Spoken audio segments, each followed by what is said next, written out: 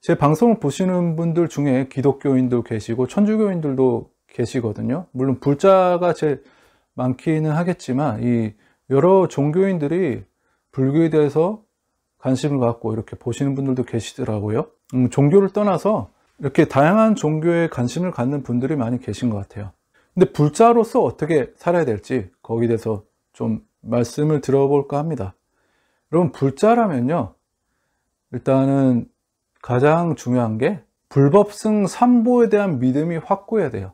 부처님에 대한 신앙, 그 다음 법, 부처님의 가르침에 대한 신앙이 믿음이 확고하고, 부처님 가르침에 대한 믿음이 확고하다는 게 뭐냐, 부처님이 말씀하신 그런 경전이나 그런 가르침에 대해서 의심이 없고, 어떤 외도의 가르침이 있죠. 어떤 다른 종교, 인도의 명상가나 어떤 요기, 요새 보면은 워낙 다양한 영성에 관련 책이나 다양한 종교 접할 수 있는 기회가 많기 때문에 어떤 분들은 깨달음이 꼭 불교에만 있는 게 아니다, 뭐 그런 말을 하시는 분들도 계시더라고요.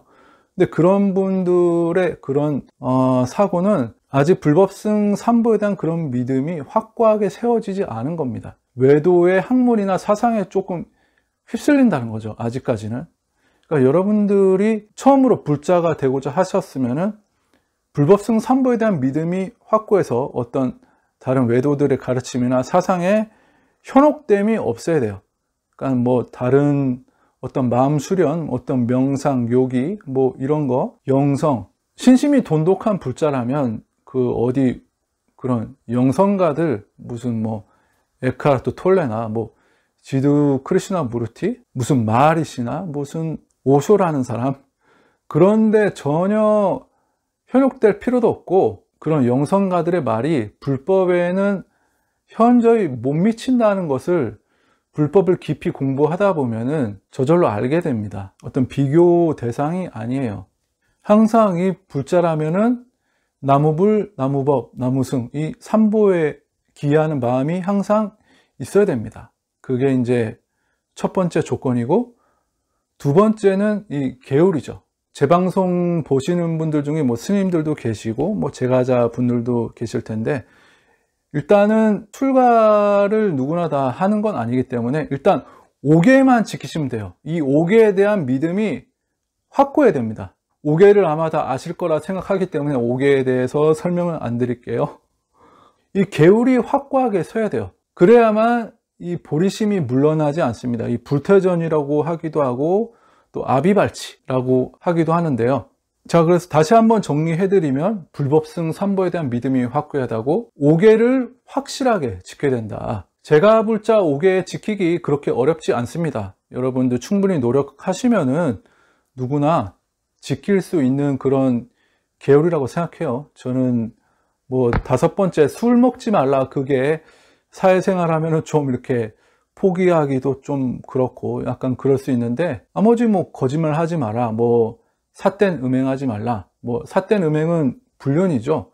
뭐 불륜을 한다든지 아니면 부부 생활 외에 좀 불건전한 이성 교제를 한다든지 관계를 한다든지 뭐 이런 거 충분히 노력하면 충분히 지킬 수 있습니다. 일단 불자라면은 불법승 삼보에 대한 믿음과 이 계율에 대한 믿음이 확실하고 확고하게 서야 돼요. 계율 지켰다가 착한 마음을 뭐 한 달, 2달 동안 냈다가 또 후퇴하고 그런 경지가 아니고, 어느 정도 여러분들이 신심이 확고하게 쓰면은 영원토록 삼보에 대한 믿음이 확고하고 이 불교 5개에 대한 계율을 영원토록 지키는 그런 경지에 다 이르셔야 돼요. 그 정도가 돼야 수다원에 근접하는 그런 위치가 된 거예요.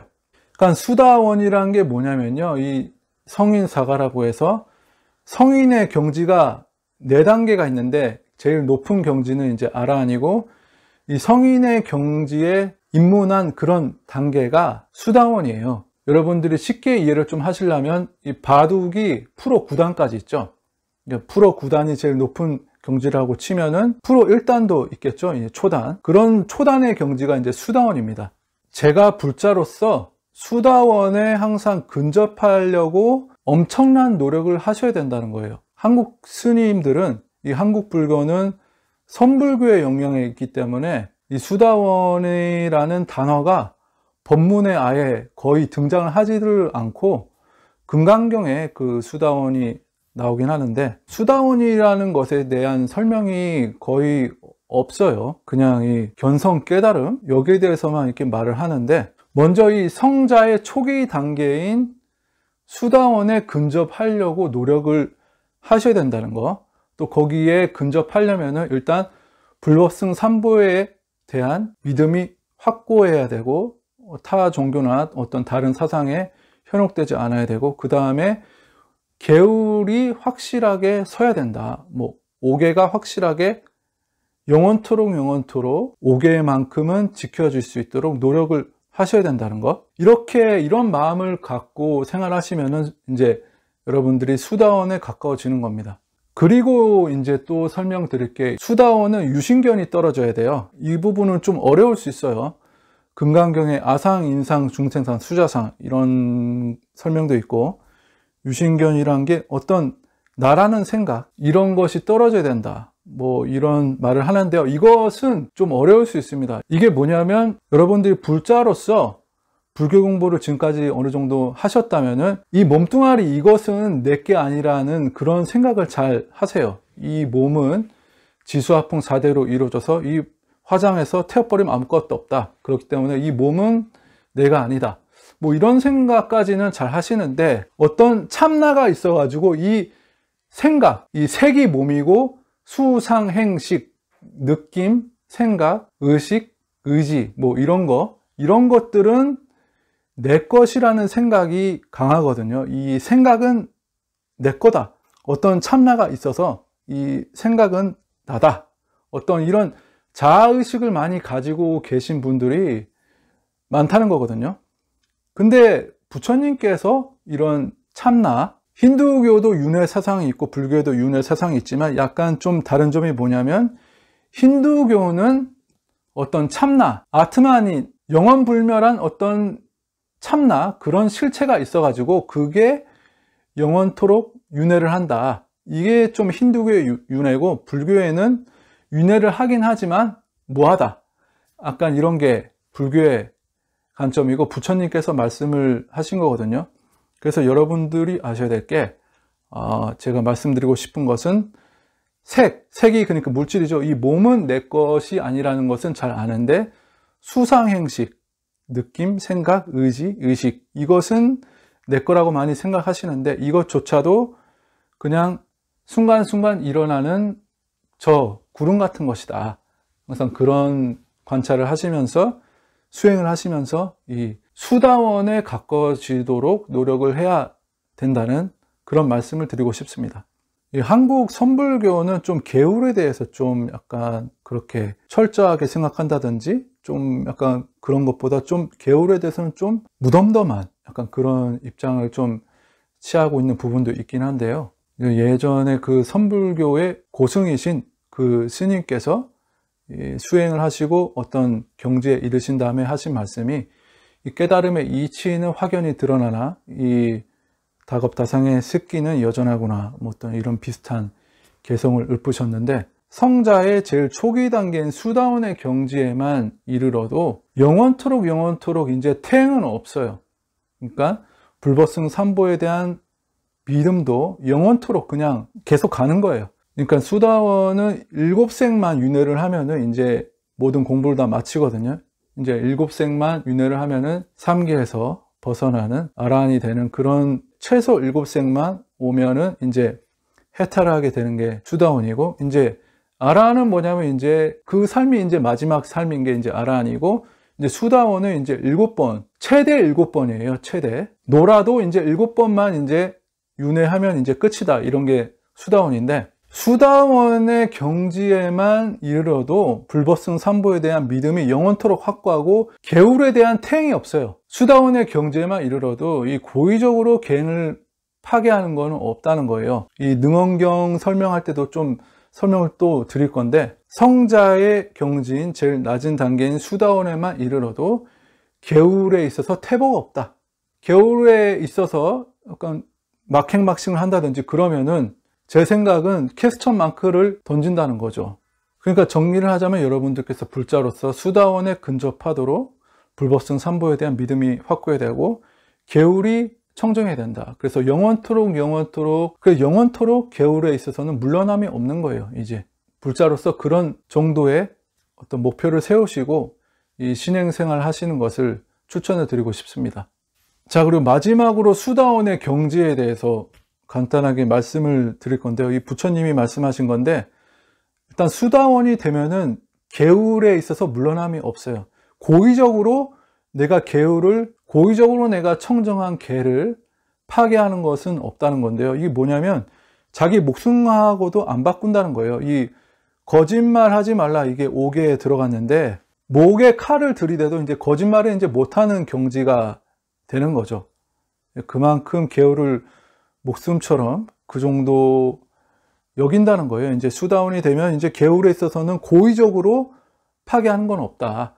이 경전에 그런 예가 있는데 또 길게 말씀드리면 좀 길어질 것 같아서 그러니까 목에 칼이 들어와도 계율을 고의적으로 파괴하는 건 없다. 계율을 목숨처럼 생각하기 때문에 그렇게 물러남이 없는 게 수다원의 경지라는 말씀을 드렸고, 그 다음에 두 번째, 불법성 삼보에 대해서도 믿음이 확고합니다. 네가 지금 이 자리에서 불법성 삼보를 비방하면 내가 너를 세계 최고의 부자로 만들어 주겠다. 이렇게 누가 유혹을 해도 씨도 안 맥힌다는 거죠. 이런 지하에 그냥 거절하는 거죠. 암만 뭐 수백 조를 줘도 수다원의 경지에 이르면은 그게 다 필요 없다는 겁니다. 그러니까 이런 물러남이 없는 그런 경지가 이제 수다원입니다. 수다원 설명을 드리고 있는데 마지막으로 수다원은 이 유신견이 떨어져 나갔다. 이건 좀 어려운 개념인데 좀 쉽게 말씀을 드리면 부처님께서 금강경에서 가리왕이 내 사지를 잘랐을 때도 나는 그 가리왕에 대해 원망하는 마음이 없었다. 그렇게 좀 예를 드시거든요. 저는 그거를 생각할 때 부처님은 그때 이미 수다원 경지 이상이었구나, 그렇게 생각을 해요. 보통 사람 누가 만약에 나한테 조금이라도 상처를 낸다든지 나한테 피해를 준다든지 그러면 어떻게 반응할 것 같습니까? 바로 상대방을 원망하거나 그런 마음이 생기겠죠. 일단 수다원의 경지는 인색한 마음을 갖는다든지 뭐 시기 질투를 한다든지 남을 원망을 한다든지 탐진치, 그러니까 욕심은 조금 남아 있습니다. 아직 수다원 그 성자의 경지라고 해서 완전히 떨어진 상태가 아니에요. 욕심은 조금 남아 있지만 그런 진심, 어떤 분노라는 게 거의 없다 보시면 돼요. 화를 내지 않습니다. 이 성자들은 화내지 않아요. 탐진치, 그 다음에 치심, 어리석음이죠. 이 어리석음은 이 수다원도 조금 남아 있지만 그런 탐진치, 그런 게 아주 미세하게 남아있다는 거죠. 이게 비유를 하자면 어떤 비유냐면 이 바닷물 중에서 물방울 하나 정도, 뭐 그 정도 아주 10개 그렇게 남아있다고 말을 합니다. 오늘 여러분들께 어떤 성자의 경지 중에서 그런 수다원의 경지에 대해서 말씀을 드렸고, 여러분들도 불자로서 수다원에 가까워지도록 노력을 해야 된다. 그런 말씀을 드리고, 오늘 이 말씀을 드리면서 여러분들도 아마 누군가를 볼 때 저 사람은 수다원에 가까운 사람이다, 뭐 그런 정도의 아마 판단이 서실 거예요. 성자는요, 탐욕이나 어떤 진심, 화내는 마음, 분노, 인색한 마음, 남한테 뭐 줄 때 주려면 그냥 확실히 보시하는 마음으로, 베푸는 마음으로 줍니다. 인색해하거나 아까워하거나 그렇지 않아요. 성자는 이런 탐진치가 떨어지는 게 성자다, 그렇게 말씀을 드리고 싶습니다. 네, 오늘 간단하게 여러분들이 불교를 믿으면 어떻게 믿어야 될지, 어떻게 신앙생활을 해야 될지, 어떤 목표로 신앙생활을 해야 될지, 수다원에 가까워져라, 수다원에 가까워지도록 노력을 해라, 그런 말씀을 드렸고요. 다음 시간에도 또 여기에 대해서 한 번 더 보충 설명하는 그런 시간이 기회가 있으면 한번 마련해 보도록 하겠습니다. 네, 오늘 영상 여기까지고요. 저는 다음에 또 유익한 콘텐츠로 찾아뵙겠습니다.